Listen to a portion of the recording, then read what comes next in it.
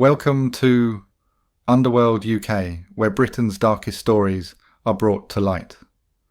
From the gritty streets of gangland London, Liverpool, Manchester and Birmingham, from Curtis Warren to the Cray twins to county lines and modern-day true crime, we cover everything. Bringing you new videos every week. Subscribe so that you'll be notified when the next video is put out.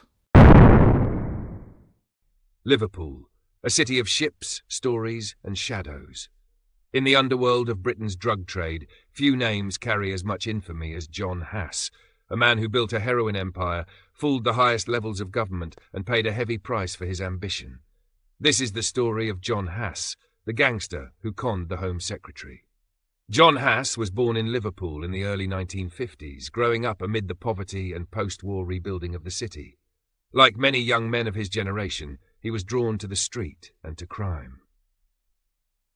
Like many boys growing up around the Liverpool docks after the decline of shipping in the 1960s, Haase found himself surrounded by a culture of street gangs, hustlers and casual theft.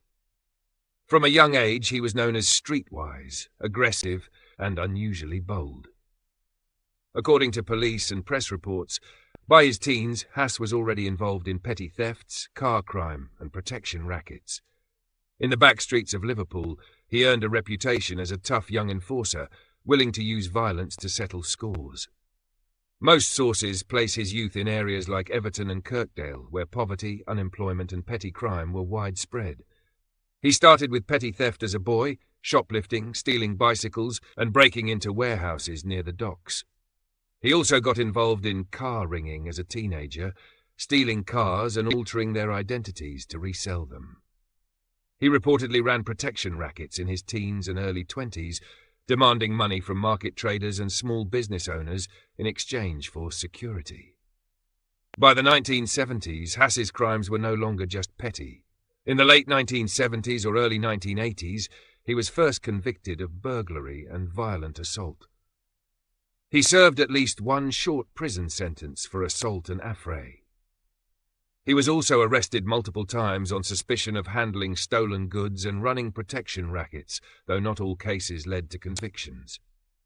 During this period, he reportedly acted as an enforcer for more senior Liverpool criminals, gaining a reputation for being willing to use violence without hesitation.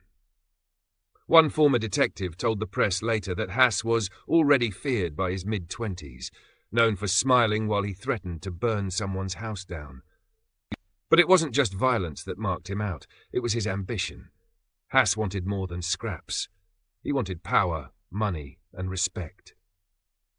By the late 1980s, Liverpool's heroin trade was booming, and Haase saw his opportunity. Partnering with his nephew, Paul Bennett, Haase began importing heroin from Turkey and Pakistan, using contacts in the UK and abroad to bring in kilos at a time. The pair developed a brutal reputation. Associates feared crossing them. Rivals paid dearly when they did. Police intelligence reports painted Haase as one of the most feared men in Merseyside. And his growing power brought him into contact with another Liverpool legend, Curtis Warren. Curtis "Cocky" Warren was already making headlines as Britain's biggest drug trafficker, a man whose reach extended from Colombia to Amsterdam to the streets of Liverpool. Compared to Warren's international empire, Haase was more local, but no less dangerous. The two men operated in the same circles, sometimes allies of convenience, sometimes rivals. Both relied on Turkish heroin suppliers. Both used violence and corruption to maintain control. And both commanded immense respect, even fear, from the underworld. While Warren focused on cocaine and global shipments, Haase focused on heroin and dominating Merseyside. Their relationship was tense but pragmatic, two predators sharing the same hunting ground. In 1993, Haase and Bennett's luck ran out. Acting on intelligence, Customs and Excise intercepted one of their shipments, 65 kilograms of heroin, worth an estimated £18 million. Both men were arrested, tried and sentenced to 18 years in prison. At times, their operations overlapped because of the small and tightly knit nature of Liverpool's underworld and the shared Turkish heroin supply routes. According to underworld and police sources, they were associates rather than close partners. They would occasionally cooperate when it suited both parties, but also competed for territory and influence.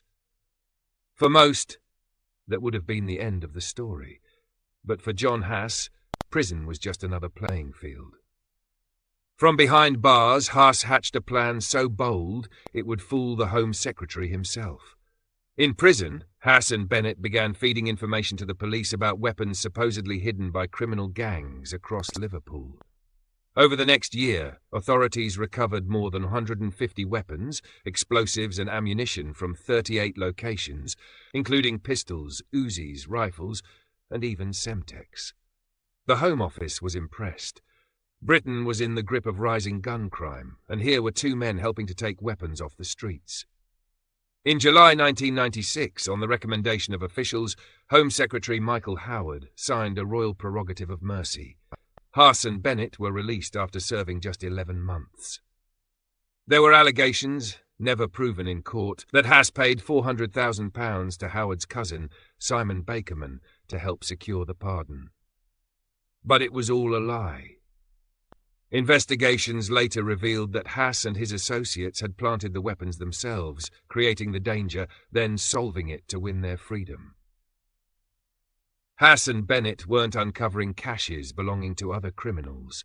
Instead, they had arranged for their own associates to plant weapons around the city, which they then revealed to the authorities. In other words, they created the danger themselves, then solved it, making them appear incredibly valuable to law enforcement. Once free, Haase tried to rebuild his empire, but scrutiny followed him everywhere. The truth about his scam began to unravel. Allegations emerged that he had even tried to bribe Howard's cousin to influence the pardon, though that was never proven in court. In 2008, after a lengthy investigation, Haase and Bennett were convicted of perverting the course of justice. The court heard in detail how they'd orchestrated the scam, wasting police time and undermining justice. This time, there would be no mercy. Haase was sentenced to 22 years in prison, one of the longest ever handed down for such a charge. In prison, Haase reportedly continued to exert influence, though not without challenges. He was moved between high-security facilities, at times placed in isolation for his own safety. Reports suggest he was involved in occasional disputes and disciplinary issues inside, but he remained defiant. Fellow inmates described him as cunning, calculating, a man who always seemed to be scheming. But the walls were closing in. In March 2020, while on licence, Haase acted as a debt collector in Sheffield, leading to the arson of a £70,000 Range Rover and neighbouring property after failure to secure a £280,000 debt. Haase had apparently been approached by someone who was owed the money and agreed to act as a debt collector in return for a cut. He travelled from Liverpool to Sheffield and made threats to the debtor, demanding immediate payment. When the debtor refused to pay, or couldn't pay, Haase escalated the threats, warning him of consequences if the money was not handed over. Shortly after the threats, Haase arranged for an arson attack to intimidate and punish the debtor. The debtor's £70,000 Range Rover, parked on his driveway in Sheffield, was deliberately set on fire. The flames spread and caused significant damage to the Range Rover, as well as to the property and to neighbouring properties. Neighbours were reportedly shocked and frightened, and fire services had to intervene to stop the blaze from spreading further. In November 2023, he was convicted in Sheffield Crown Court for that arson attack and sentenced in January 2024 to 9 years, 5 in custody, 4 on licence. He was convicted at Sheffield Crown Court of arson with intent to endanger life and perverting the course of justice.